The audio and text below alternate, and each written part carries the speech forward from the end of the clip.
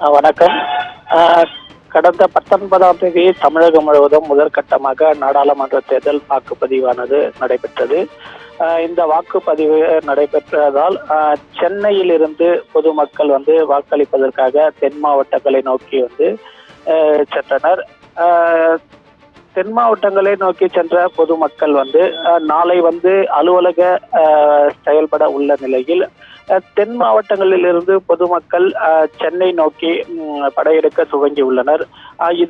இதன் காரணமாக சென்னை புறநகர் பகுதியாக உள்ள செங்கல்பட்டு மாவட்டத்தில் உள்ள பரனூர் மற்றும் ஆத்தூர் சுங்கச்சாவடியில் கடும் போக்குவரத்து நெரிசலானது ஏற்பட்டுள்ளது.